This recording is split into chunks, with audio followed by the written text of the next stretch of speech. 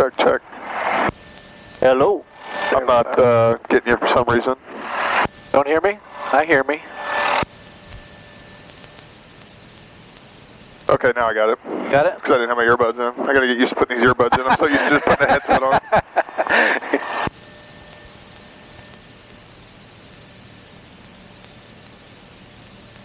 Oh, where are we?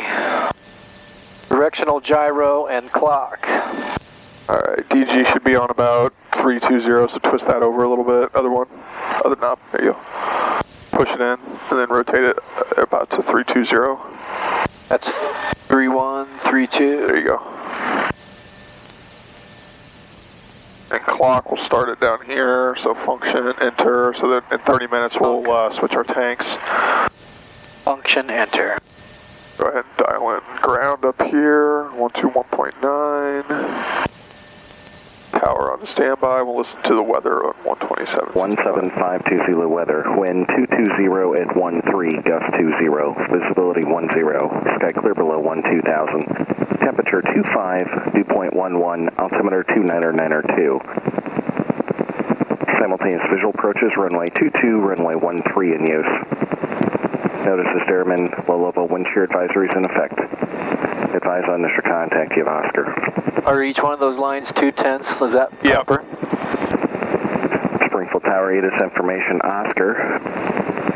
Time 1752 Zulu weather, wind 220 at 13, gust 20, visibility 10, sky clear below 12,000, temperature 25, dew point 11, altimeter 29902. Simultaneous visual approaches, runway 22, runway 13 in use. What's T and Notice B? the Stearman low-level wind shear advisories. TNB, turn and bank, so our turn coordinator. Oh.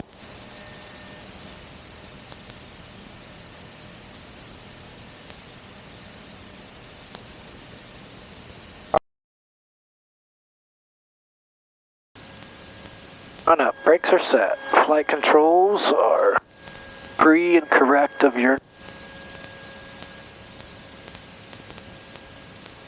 full rich. Throttle 2000.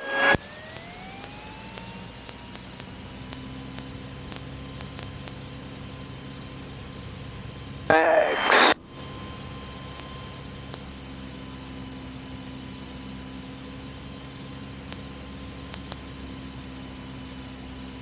Both good. Carb heat.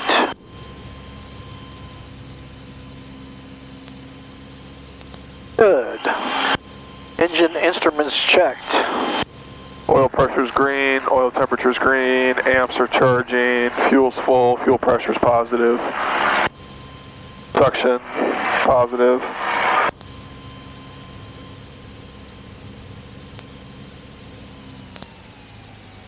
And then the mixture, just pull it back to about between the T and the U on the mixture. Like that. There you go. Alright, and we'll go ahead and taxi over closer to the taxiway, and then we'll call ground for our clearance. Alright, go ahead and stop right here. So you don't want to block the taxiway. Alright, so we're going to call ground here. So the call is going to be Springfield ground, Cherokee 2182 Bravo is at the Charlie ramp with information Oscar, request taxi for west departure. So let's run through that. You do that? Yeah, so go ahead and say it to me. So remember, it's going to be, you're going to, when you call them, you always identify their name first, then you tell them who you are, where you are, and your request. So it's going to be Springfield ground, Cherokee 2182 Bravo is at the Charlie ramp with information Oscar, requesting taxi to depart to the west. Springfield ground, Cherokee 2182 Bravo at the Charlie ramp, requesting western departure. Request taxi for western departure. Request taxi for western departure with information Oscar. Correct. One more time. Springfield ground, Cherokee 2182 Bravo at the Charlie ramp, requesting taxi for western departure with information Oscar. Perfect. Alright, so just go ahead and key up the mic to do it. Springfield ground, Cherokee 2182 Bravo at the Charlie ramp, requesting taxi for Western departure with information Oscar. And they're going to come back and they're going to give us the departure frequency and a squawk code. 2182 Bravo, Springfield Ground. Thanks for Oscar. And current winds are 230 at 14, gust 27. So runway 22. Taxi via Charlie Bravo Alpha, cross runway 31. 22 via Charlie Bravo Alpha, cross 31, 2182 Bravo. So they just gave us our... Cherokee 82 Bravo, also say your heading in degrees and altitude, please. 270, 4500, 82 Bravo. So they gave us... 82 Bravo, thank you. So they gave us our taxi instructions, so runway 22 via Charlie Bravo Alpha, cross 31. So we'll taxi all the way down to 22 via Charlie Bravo and Alpha. And so whenever they read that, you can go ahead and go. Whenever you call them up and you ask for your clearance, always either get ready to listen to it or write it down so that when they write it down, you can read it back to them. 82 Bravo, departure frequency will be 126.15, squawk 0326. Now I'll read this back to them. 12615-0326, 82 Bravo. And and then because you always want to have positive readback. Now the things you don't need to read back is like if they tell you the winds or like, hey, there's an airplane departing prior to your arrival. Like you don't need to read that back. Those are things that don't need to be read back. But like altimeter settings, runways, taxiways, squawk codes, those have to be read back. DBA. Yes, so we're on Charlie currently. He already told us. Now normally, because we're going to be crossing a runway here, normally you'd have to get clearance, or you'd have to hold here before you can go across. But since he already gave us clearance to cross it in our taxi instruction, we can go across without having to stop. All right, clear on that end. Clear on that end. So we're going to cross here, and then we'll take a left on the Bravo, which you can see up here on the sign.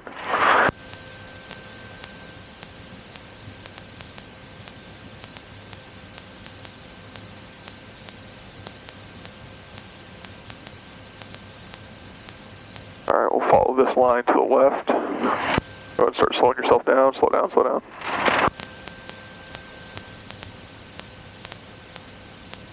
Okay, so now we're on Bravo, and then he said Charlie Bravo Alpha, so if you look up here, Alpha has its point to the right and the left, but we know 22 is down there, so we're going to be following this line to the right to go all the way down to 22 via Alpha.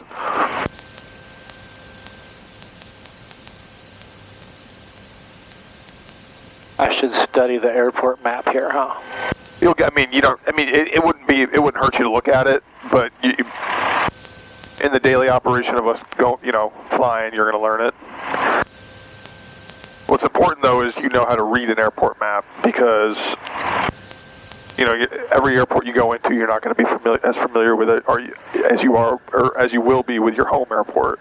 So it's important that whenever you fly into an airport you're unfamiliar with, you have an airport diagram either printed or on your iPad, so that when they give you instructions or when you need to move around the airport surface, you know how to navigate to it without just like blindly figuring it out as you go. So, that's why having an airport diagram, and then if they give you a taxi clearance and you have no idea where those taxiways are, you can kind of you can look at that airport diagram after they give it to you and kind of map out your direction so that as you're going, you know what you're doing. You're not just guessing.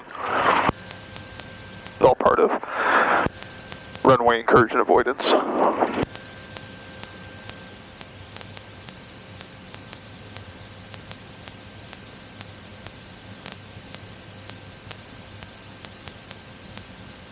Alright, so up here it's going to kind of curve around to the left, so kind of start slowing yourself down a little bit. This is a run-up area if you ever wanted to do your run-up, here instead of on the ramp. This is where a lot of the jets do their run-up. That's why they have that berm there, to block some of the jet blast. So you can go across this line. This is an ILS hold area, so that's you only have to hold short of that if ATC tells you to. So we'll go up to this hold short line and then hold and do the before takeoff checklist. What's ILS mean? Instrument landing system. Stop. This is the hold short line. Can't go past that. Because we have been given clearance to go on 22, so we got to stop here. And I wouldn't recommend getting all the way up to the line, because then if you accidentally release the brakes and go past it, that's a runway incursion. Now you got to call the FAA. Now the FAA is going to be calling you. So give yourself plenty of space to fuck up. Stop before the line. Yep. Okay. All right, go ahead and grab the checklist. We'll do the before takeoff checklist. is on fullest tank. Trim. That. The one Yeah. with the gauge doesn't work. Flaps. Down. Mixture. Rich. RP is off. Altimeter is set. 229.2. E. We'll check that again on the runway just to make sure it's correct. Transponder. Altitude mode. Good. Electric fuel pump on. Go ahead and turn your landing light on too while you're up there. Nope. I'll turn this guy off. Autopilot off. Door locked. Window closed. Strobes. Strobes are on the anti-collision one, so you already got those on. Alright, so go ahead and switch over to 1213 up here. That little C button there. That's how you switch. There you go. Alright, so now we're on Springfield Tower. So now we're talking to a new ATC frequency, so you got to identify them. So it'll be Springfield Tower, Cherokee 2182 Bravo, holding short of 22, ready for takeoff. Springfield Tower, Cherokee 2182 Bravo, holding short at 22, ready for takeoff. Perfect. Springfield Tower, Cherokee 2182 Bravo, holding short of 22, ready for takeoff. Make sure you say 22. Cherokee 2182 Bravo, Springfield Tower, wind 230 at 21, gust 28. Turn right on course, runway 22, clear for takeoff. So say right on course 22, clear for takeoff. Right on course, 22, clear for takeoff, 2182 Bravo. Always, whenever whether it be a speed or a runway number or whatever, it's always each digit at a time. So it's never like 2200. Oh, did I say 22? Yeah, just say 22. Doesn't bother me, but it's just, it's one of those things that makes you sound more professional on the radios. It's technically wrong, so. I've been trying to talk like that in everyday life so I wouldn't forget. There you go. There you go. All right. So we're cleared. You have good positive readback, so we can go ahead and taxi out to the runway. Don't see anyone on the approach end. No one on the departure end, and hopefully once we pick up some airspeed, we'll get some good, hopefully it'll cool off in here a little bit. It is bacon.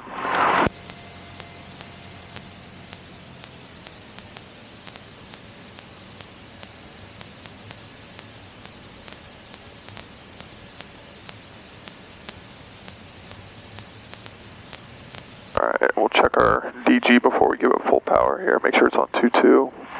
So go ahead and rotate your DG to 2.2. Good. And ready to go. Not too much right rudder. Remember, just keep your eyes outside. You don't want to just blindly press right rudder. It's just enough to keep that nose straight. Make sure you're not on the brakes.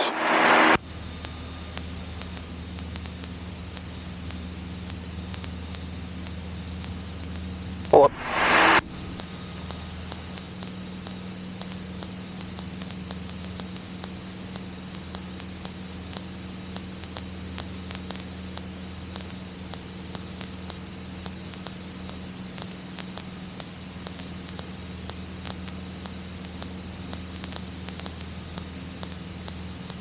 He says depart to the right. When do you do that? Once you get to 500 feet above elevation, so for us that's going to be 1,100 feet.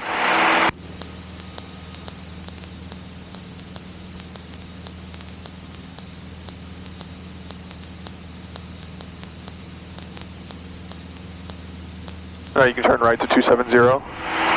We'll keep climbing up to 4,500. Get a little bit more right rudder in there.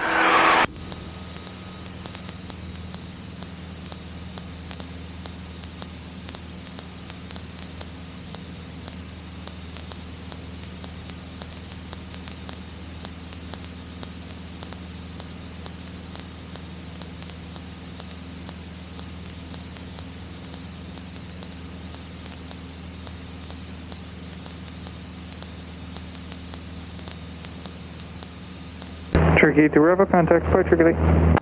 Over departure to Bravo.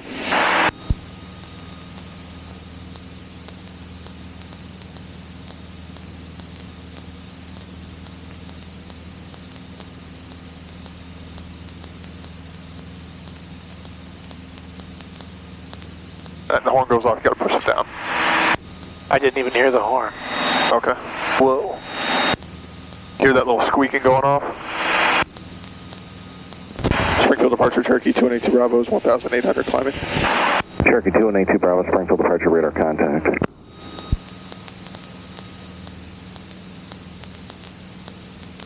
Cherokee 2 Bravo, are you going to the west practice area? Affirm. Alright, thanks.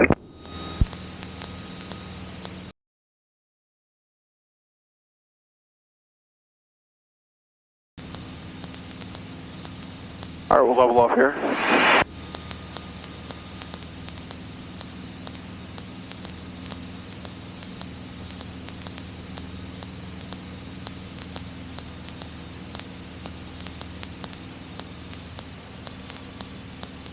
Hold it, and now trim. So hold it, keep those eyes outside, look at the nose. See how it's high on the horizon? So you need to push it down some more, that's where you want it. Now hold it there, keep your eyes outside, move that trim wheel forward to hold it, so you don't have to hold the pressure anymore.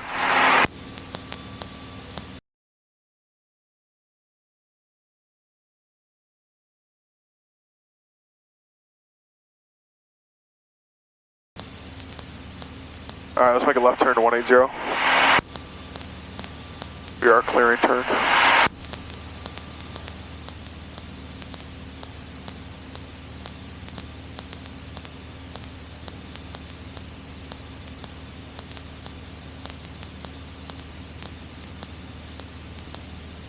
Whoa, almost going.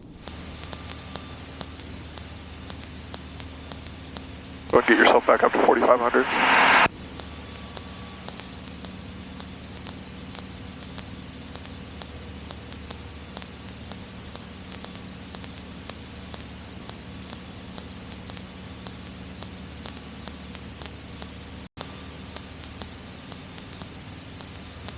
Alright, I'll take the flight controls. I got the flight controls.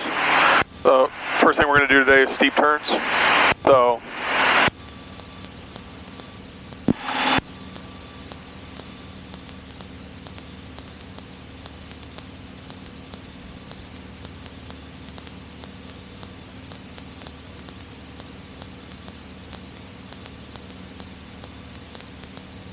for steep turns, it's going to be 2 sets of 360-degree turns, either left or right. It doesn't matter as long as you go both directions.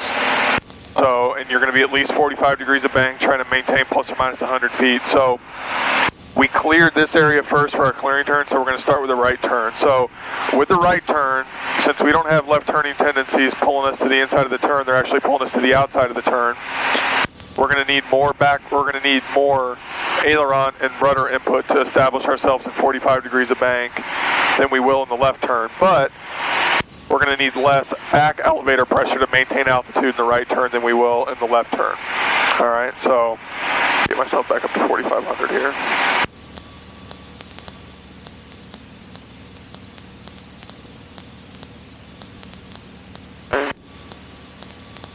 That's 30. Yeah, that first big line, the first bold line, and that's 60, so you put it in between there. Alright, so I'll go ahead and roll it into the right turn. Right wing's clear. So right aileron, right rudder.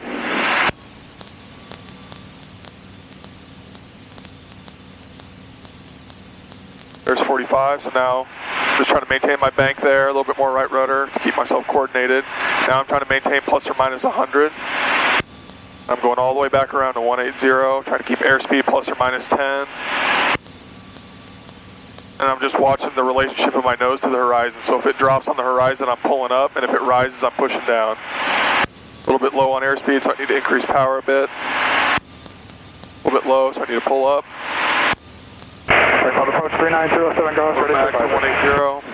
Power comes back, nose comes back down. Keep your squawk, radar. Check my left wing, left wing's clear. Keep your squawk, good advisory, 071. Going to my left turn.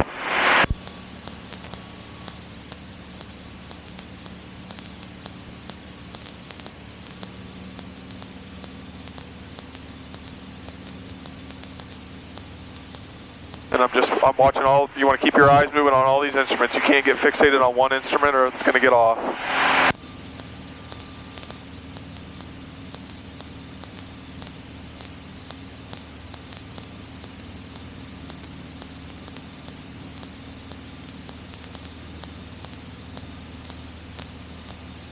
Roll it out with opposite aileron, opposite rudder. Power back to normal. Back on 180, 4,500. About 90, 95 knots. Go ahead and switch tanks real quick.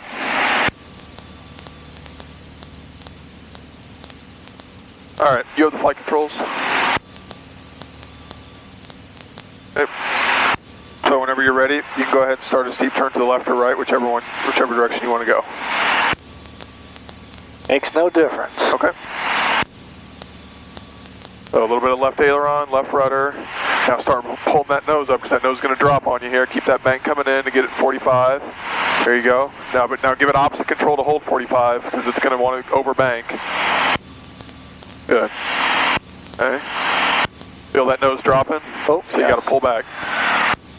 You got to pull back hard.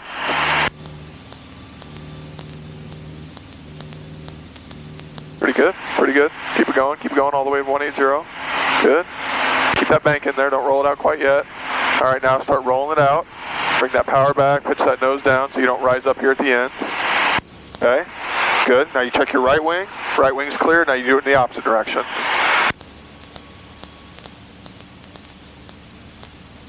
A little bit more right rudder. There you go. Good. Hold that bank, hold that pitch. Perfect. Nice. And good. A little bit more bank, a little bit more bank. Perfect.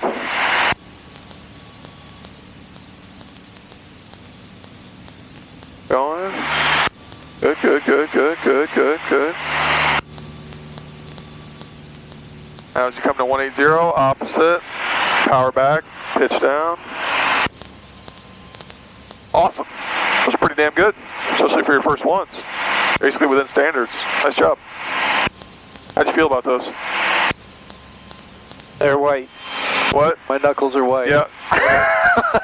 That's the one maneuver I don't mind. That's the one maneuver I don't mind if you white knuckle it. You really can't light touch that maneuver. I think everything's white. Yeah, that's fair. All right, go ahead and make a right turn to the west.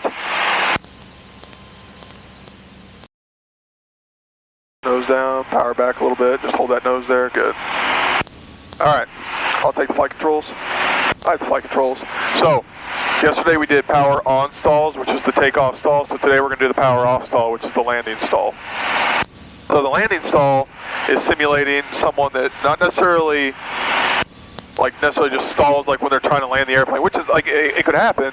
What it more so simulates is if someone's coming into land and they're going to be short of their field, instead of adding power and correcting for being low with power, they try and correct with back pressure, and that's called trying to stretch your glide, basically. So they're coming in, they're like, oh, I'm low, I'm low, I'm low. So instead of adding power, they just start slowly pulling back on that yoke to raise the nose, because that gives them the sense that they're getting higher on the glide slope. But in reality, all you're doing is you're increasing your angle of attack and getting slower and slower and slower until you stall the airplane over the runway. So the goal of this is not obviously to teach you how to stall the airplane, it's to teach you how to recognize the signs and recover from it. So, but in order to set up for the actual maneuver itself, we're just basically going to set ourselves up the same way we would look on approach to landing, okay? So power is going to come back to about 1500 to start. Mixture's on, or full rich, fuel pump's on, carpeet's on, and then I'm in the white arc, so I'm going to start dropping in flaps all the way to full. This white arc, yep. Right between the inner arc, yeah, the inner arc. All right, and so my approach speed's 75, so I'm going to establish myself at 75 knots. And since I'm simulating my descent down to the runway, I'm going to do it at 75 knots. I'm going to descend for 200 feet, so I'm going to go down to 4,300 in this instance, with full flaps, power at 1,500. So this is simulating my approach down to the runway.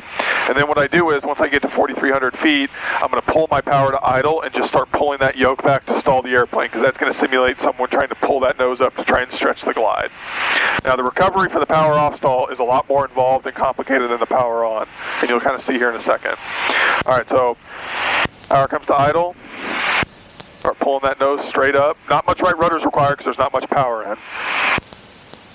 There's the horn, louder, louder, louder, louder. There's the stall, so full power, pitch down. 10 degrees of flaps come out immediately, carpet comes off. And then after I get up my first 10 degrees of flaps, I want to get my nose above the horizon and get a positive rate of climb. And then I can start going more flaps. Keep that positive rate of climb, keep that positive airspeed, last 10. and then climb back to original altitude of 4,500. Ooh.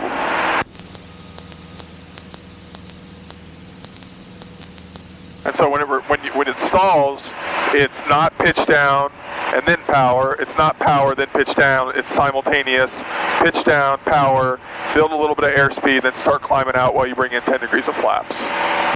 So there's a lot going on. So it's important to chair fly this maneuver to make sure you're doing it right the entire, every time. And that's the important thing.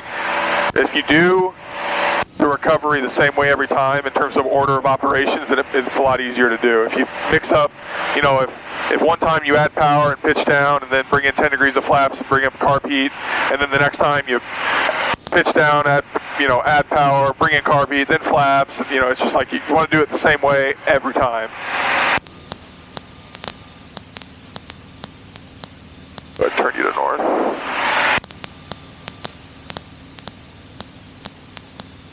And obviously the goal here is when you recover, you want to, lose as little altitude as possible, because we're simulating that we're doing this maybe a couple hundred feet, maybe above the runway. Or more than likely like 50 to 100 feet above the runway, best case scenario. So you got to react quickly and efficiently. Now obviously in a real life scenario, as soon as you hear that horn going off, you pitch down and recover out of it immediately, but for the maneuver, you're bringing it to the full brake. Alright, your flight controls. Alright, so first thing, power comes back to 1500. Carb heat comes on. Okay, just hold the nose where it is. Now start bringing in flaps 10 degrees at a time. And hold the nose down when you do it, because we just want to maintain 75 knots, so don't let it get slower than 75. Last 10. Okay. Now we're going to go down for 200 feet at 75 knots.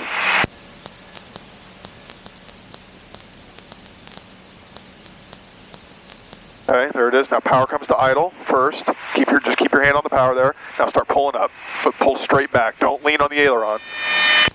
Keep pulling back, keep pulling up. Keep pull. There it is, full power. Pitch down slightly. Nope, so you don't want to do that. Oh, want to wait till... No, you can bring up 10 degrees now. Okay. Get a positive rate of climb going. Nope, nose up. Now go ahead with the flaps. There you go. Carb heat off. The climb going.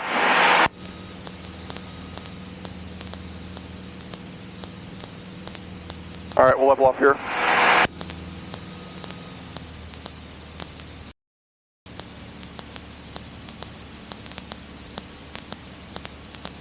Alright, for your first one, that honestly went pretty well. But if you noticed, like when you recovered there, did you notice how long we were like just straight pitch down with no power in? While that nose is, because when you bring it up here and it starts to drop, as soon as it starts to drop on you, that's when you should be adding power and pitching down. Not once it's already pitched down. Okay, as soon as it goes. Yep. And then throttle. And then when you're pulling back, like when you pull the power to idle and pull back, you were like pulling on the aileron, like one way. It should be a straight pull. Like you should not be leaning that aileron left or right. And that's the tendency of a lot of people is they'll like, especially on your dominant hand, they'll like pull left or they'll push right. All right, let's do it one more time. So power back to 1500. So when I'm recovering, as soon as it starts to drop, full power, pitch down, 10 degrees of flaps, 10 degrees of flaps, and then you start your climb out. And then once you get a positive rate of climb, that's when you can go another 10 degrees of flaps, and then another 10 degrees of flaps. Carb heat. Carb heat is like really the last thing you should be worrying about. So these two things, forward, flaps. Yep. All right, let's go ahead and do it. Power back to 1500. Carb heat on. Now start bringing those flaps in 10 degrees at a time. You're in the white arc, so you're good.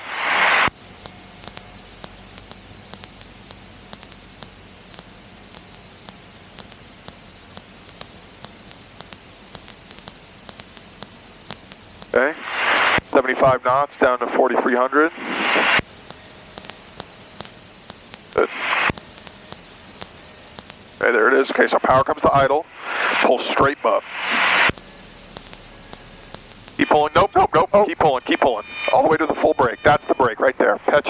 There you go. 10 degrees of flaps right here. Now start pulling up. Not flaps yet. Now you got the nose above the horizon. Now 10. Nope, not. Oh, shoot. That was the wrong way. Okay, now last 10 degrees, because you still got positive rate. Get that nose above the horizon. You notice how when you bring the flaps back down, or when you retract flaps, you notice how the nose falls? It's the opposite of when you bring flaps in and the nose rises. So when you're trying to climb away and you're taking flaps out, you got to be ready to hold that nose up or else it's going to drop on you. So think about it, if you're doing that above the runway, that's why we can always put flaps in. We can go, like, as long as we're in the white arc, we can go, here I'll take the flight controls for a second. We're coming in for landing or whatever here. If we're within the white arc, we can go from 0 to full flaps all at once if we want to, okay? But you never, ever go from 30 to 0 because the amount of lift you're going to lose, I'll do it here real quick because we're at 4,500, but so you always want to go 10 degrees at a time, but watch how much the nose drops here when I go from 30 to 0. A bunch. Yep. And then what's required to keep it from doing that, if you do that, is a lot of back pressure, which could cause you to stall by putting a lot of force on the airplane, which is why you always do 10 degrees at a time when you're going back down. So your recovery there was actually a lot better. So added power, pitch down, make sure you get those 10 degrees of flaps in, and then start that climb out. And you just, it was my brain fart when you accidentally put it back in. That's no big deal. The one thing I will tell you though is, just to make the maneuver easy on you, turn 10 degrees left vector 2, when you pull the power to idle, and then pull up, you don't need to yank it up. It can be a slow pull up. And also, so I'll kind of show you what I mean by that here.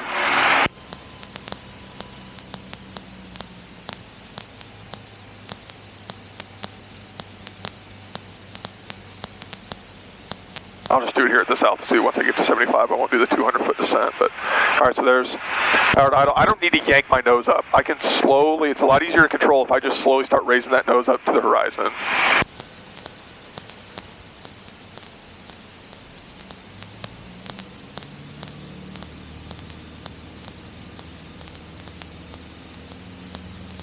Notice how every time that horn goes off, I shove it down? Because I'm trying to break it. Every time that horn goes off, down, break it. And then I'm immediately trying to climb again. So I'm just riding the edge of that the entire time.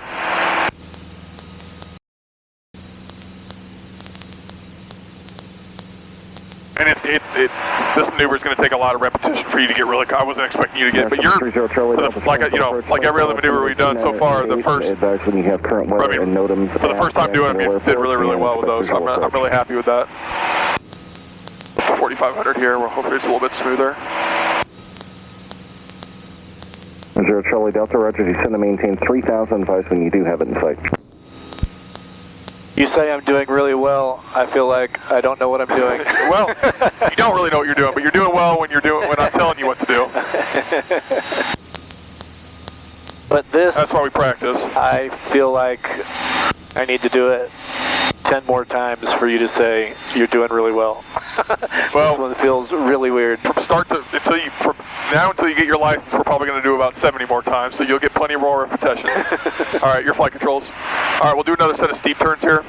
Envoy 4211, descend. So you can go either left or right, doesn't matter. 6,000, Envoy 4211. Oh, let's go this way. Okay. And don't let if your airspeed starts to get a little low, just add a little bit of RPM. Watch your nose though. See how your nose. Wow, it was way down. That's why keep your eyes outside on the cowling and watch the relationship of the cowling to the horizon.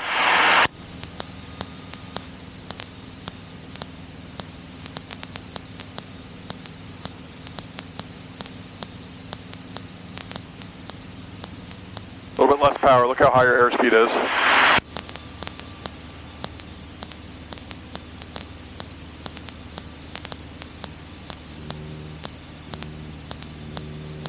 Sierra 0 Charlie Delta Airport, 12 o'clock, 10 miles. So you gotta watch that nose. Notice how much altitude we lost. Oh wow. Approach Jacksonville Airport. That's why you gotta keep your eyes outside. Keep those eyes moving. Don't get fixated on one single instrument. 118.45, change advisory frequency approved. Alright, let's get back up. Clear visual approach runway 22, envoy 42 level. All right, level up here.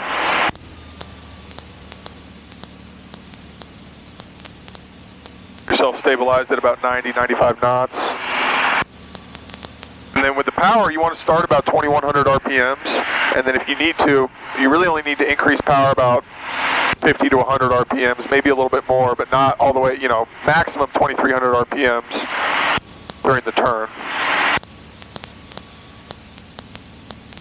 All right, whenever you're ready, you can roll to the right.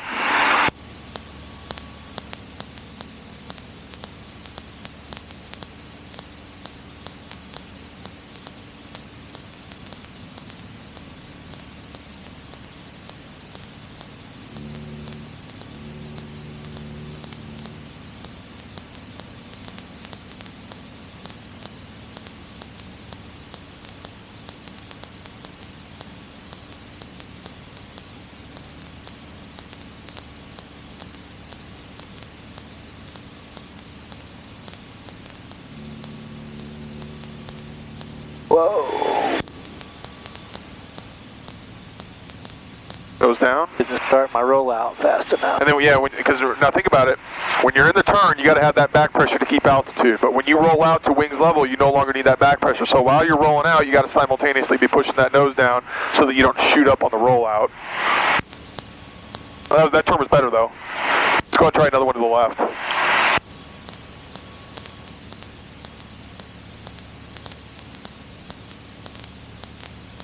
Envoy 4211, contact Tower, good day. Okay, start pulling the nose up now, now. And hold that pressure. You got to hold that back pressure good throughout the entire turn. Keep that back pressure on.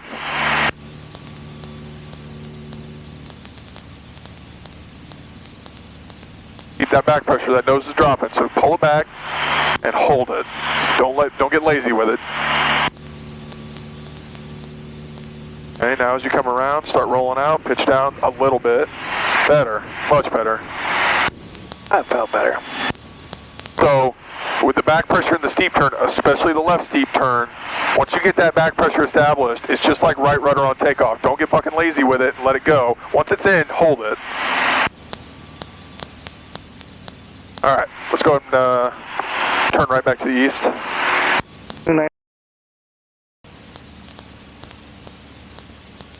Go and turn right to about 130. Now, normally steep turns and all, like today, the wind gusts are kind of making it a little bit bumpier and harder. It'll be easier on a calm day, I promise. Today it was a little bumpy to be doing it.